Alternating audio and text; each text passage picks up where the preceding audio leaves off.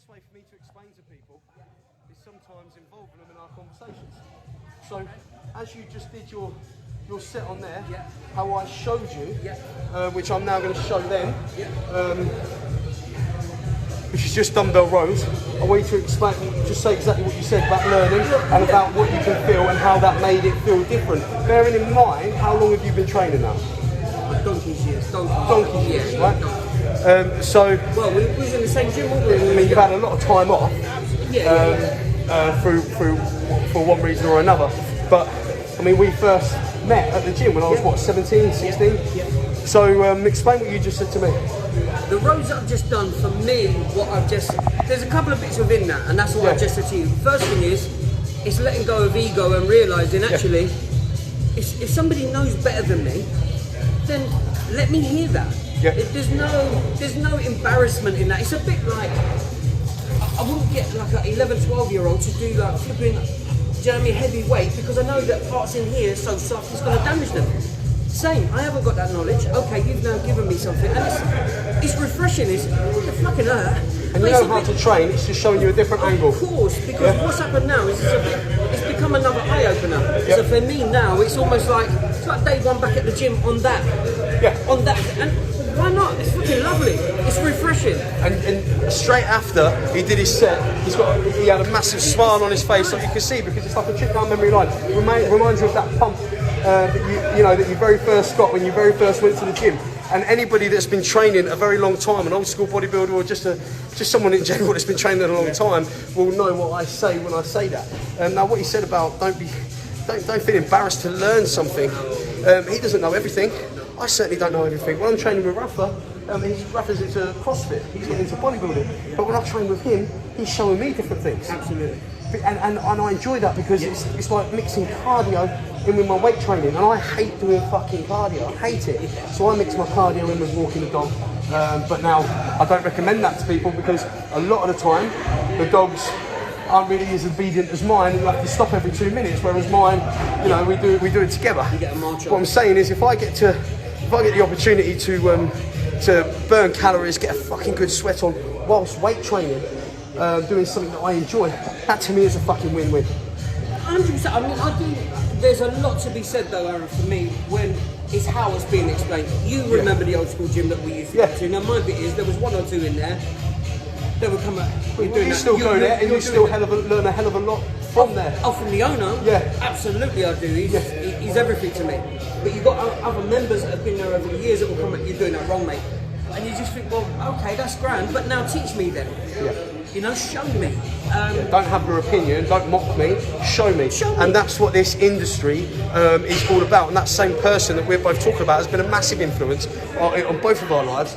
And that's all he ever done. He showed people. He wouldn't mock you, he wouldn't no way. Talk about you. He will make sure that you do it right. He'll show you. And show by example. Absolutely, yeah.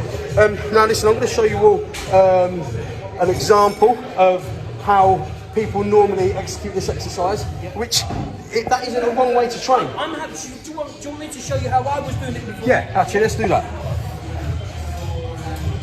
Now, the way he was doing it before is how most people do this exercise. And I stress again, I'm not saying you're doing it wrong. It is not doing it wrong. In fact, it's pretty much textbook. What I am saying is there's a way to isolate the body part a hell of a lot more. So you keep your body positioned flat on the pad, and what people tend to do is they tend to just dangle the dumbbell and come all the way up and all the way down. Now, of course, that is working your lats and other parts of the back, but like I said, you can isolate that a hell of a lot more. So just do 2 more reps. And the reason why I say do 2 or 5 reps, so you've got something to compare it to. And those of you out there watching, I want you to do that too. Do it 3 or 4 reps how you would normally do it, and then humour me. 3 or 4 reps how I'm about to show you. Now, I'm not saying that you should do 4 or 5 sets how I'm going to show you. What I'm doing is I'm giving you an option. So what you could do is do 5 reps like that, and then do 5 reps superset how I showed you. And what you're going to do is you're going to shock the muscle. So do another 3 reps how you would do it. 1, 2, 3. Now, all I'm going to get into this up there is raise the dumbbells towards my hands. So you see how he's bringing his arms slightly forward. So his arms, a minute ago, were in line there. So just raise them slightly forward. So what he's doing there, he's automatically stretching his lats. So now, when you give the dumbbell a little kick outwards, just that couple of centimeters kick, what that's doing is that's flexing the lats out even more. So now come up. Now instead of coming straight up and bending your arms and keeping your arms in that fixed position, what he's going to do, instead of doing that and doing it higher, which is only going to work his shoulders, what he's going to do is he's going to come back in an arcing motion. So he's going to come back, arc it, forward, and then kick. Bring it back, forward, and then kick. So those of you that are bicep dominant like myself, if you just do a standard position, what you tend to do is get more of a pump in your biceps and your forearms than what you do in your back. Whereas this, you don't. You get the feeling in your back, and then of course your arms and your biceps and your forearms will take over. So do 2 reps how you did normally. Just 2 reps, 1, 2. Okay, stop there. Now go forward slightly. Now arc it in that arcing movement. And kick it out, and then right back. You can bring it further back, and now bring your elbows further. No, bring it further back. Your elbows further back at the top. There we go. Get that pinch. And again.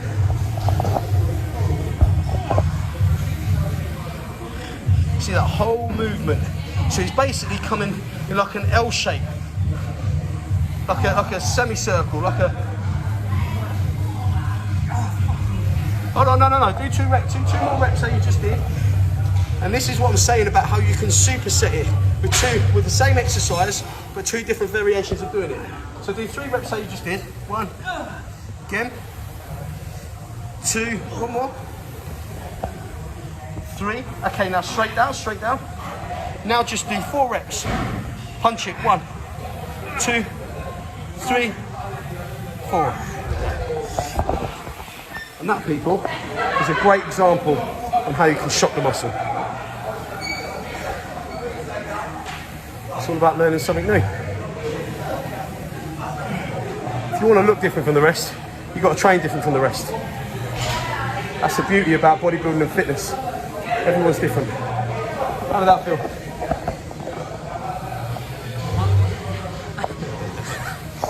Welcome back. I'm training, baby.